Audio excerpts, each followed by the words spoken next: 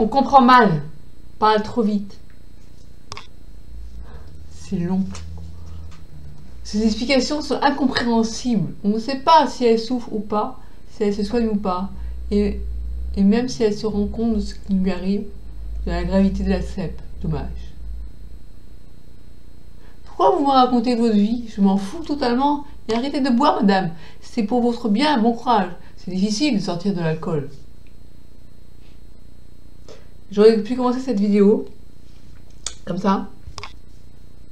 Bon, bonjour, bienvenue sur ma vidéo. Alors, il paraît que j'ai l'air bourrin, mais pas du tout, pas du tout.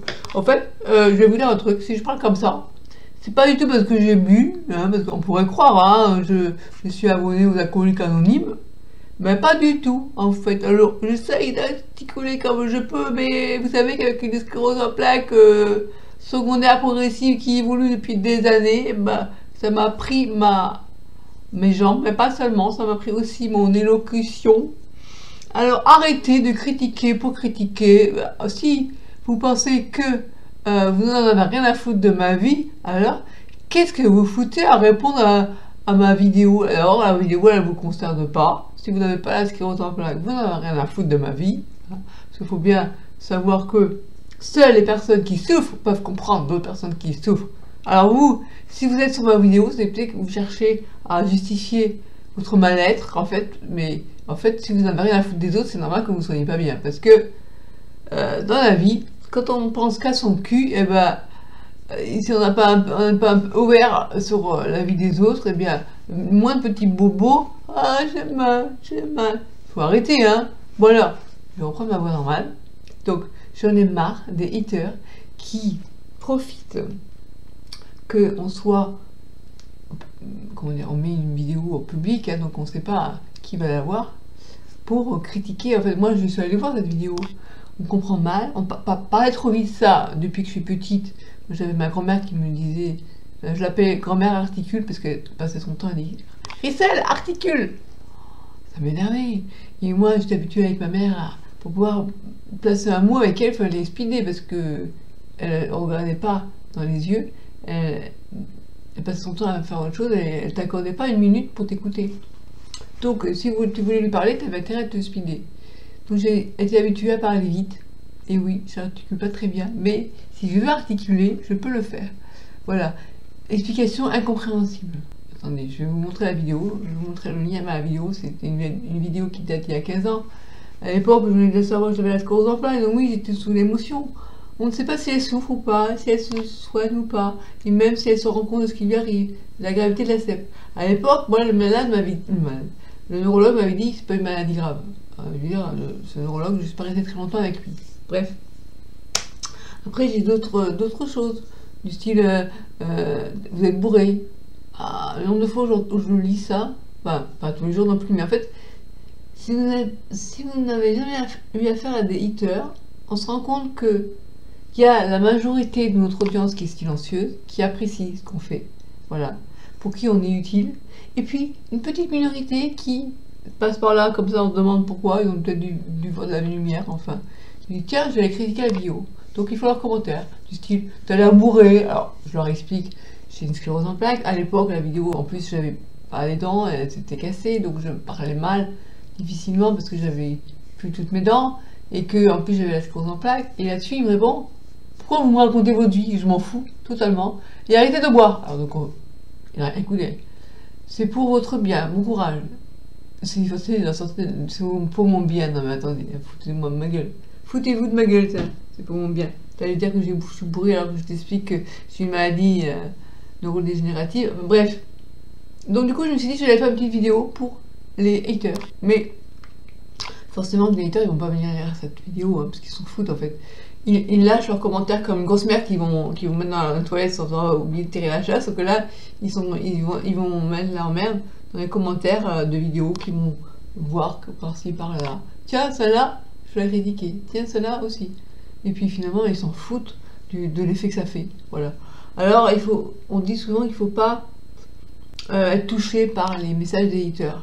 Mais c'est difficile de ne pas être touché, même si on sait que c'est des connards. Ben, on se remet en cause. Normalement, est-ce que la critique est vraie? Parce que voilà, il y a des fois des critiques qui sont pas méchantes en soi, qui peuvent être positives. Me dire que je parle vite, c'est un fait. Voilà, j'essaye de parler plus doucement, mais enfin, vous imaginez, moi, parler comme ça, en articulant beaucoup, on va se dire, qu'est-ce qui t'arrive, Christelle? Voilà, et puis, bon, moi, c'est ma manière d'être, je parle avec des émotions, donc des fois, je suis submergée d'émotions, et ça part vite, et puis des fois, je ralentis, mais il faut que j'essaye d'y penser, de pas manger mes mots. Mais bon, de là à dire que on comprend rien, c'est incompréhensible, et que... Voilà, non, ça va, il y a des limites quand même, hein. Bon. Voilà, donc je voulais faire une vidéo marrante, je suis pas arrivée vraiment à la fin marrante, parce que dès que je prends une manière de parler où j'ai l'air bourré, je trouve que je ressemble un peu à une personne handicapée qui a du mal à parler. Et j'ai pas envie de me moquer des personnes handicapées, parce que je le suis moi-même, et que ça peut être mal interprété, donc je ne vais pas risquer de devenir hater sans le vouloir, moi-même. Voilà, donc si vous êtes un hater qui pensez qu'à dire du mal pour dire du mal parce que ça vous défoule, pensez un peu à votre vie, à vous, à mon avis. Vous êtes tellement mal pour arriver à faire des critiques comme ça qui n'ont aucun intérêt, quoi. Voilà, donc là c'est une vidéo que je fais maintenant pour dire arrêtez de dire que j'articule mal, je le sais. Je vais essayer de faire un effort pour bien articuler, pour parler plus doucement. Déjà, être plus audible, ça voudrait dire que je retrouve j'ai déjà acheté un petit micro, voilà. Et c'est vrai que dans les vidéos que je voyais au tout début, j'ai tendance à parler vite aussi parce que je parle de trop de choses en même temps. Il y a une idée qui me tire une autre idée, du coup, je passe d'une idée à l'autre. C'est ça qui est un peu peut-être difficile pour me suivre. Voilà, donc je vais faire un effort pour parler de manière plus distincte, plus articuler mieux. Voilà. Bon, j'avais déjà pris des séances avec une orthophonie, mais pour travailler mon souffle, en fait. La gestion de mon souffle, mais bon. Ça m'arrive aussi des fois de faire la vidéo alors qu'il faudrait déjà manger, et puis on est vite fatigué quand on a cette maladie. Donc, de maintenir un rythme doux, c'est pas facile. Parce que j'ai vite envie de faire ma vidéo pour après pouvoir aller manger ou me reposer. Voilà. Il y a ça aussi qui joue. Bon. En tout cas, pour les haters, eh ben, si ma vie ne vous intéresse pas, qu'est-ce que vous... Enfin, notre vie, parce que finalement, moi je partage sur cette chaîne des messages pour aider les gens qui ont la sclérose en plaques. Je vois qu'il y a d'autres personnes qui n'ont pas la sclérose en plaques qui me suivent aussi, pour qui je peux parfois faire du bien. Donc, les haters, ne venez pas massacrer le travail que je fais parce que moi, quand je lis vos pros débiles, hein, vos commentaires à la con, ben, ça me donne des fois envie d'arrêter, quoi. En me disant, ben, c'est bon, il avait raison, mon ex, de dire qu'est-ce que tu fous à raconter ta vie en public et tout. Ben non, à la base c'était pour aider les gens. C'est vrai, il y a une partie pour m'aider à moi, en fait.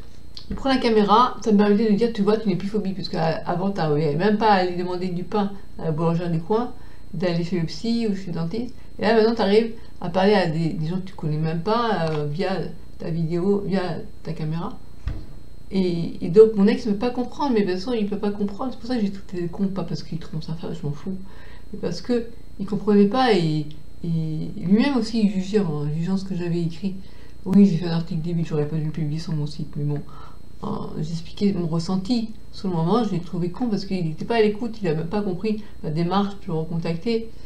Et donc là, j'essaie de me remettre en question en disant j'aurais pas dû faire ça, mais j'ai été prise sous le feu de l'émotion, et voilà. Et bien là, je pense que les haters, peut-être qu'ils sont pris aussi sous le feu de l'émotion, sauf que c'est pas une émotion très sympa. Et bon, bref, je vais aller manger parce qu'il est temps, il est midi et demi. Je vais arrêter cette vidéo ici. Et tous ceux qui sont des haters, eh bien, réfléchissez 2 fois avant de parler. Et puis ceux qui sont victimes de haters, répondez ou pas. Moi j'ai répondu. Parce que j'ai dit en gros que je savais déjà que j'articulais mal. Je vais prendre un peu d'eau.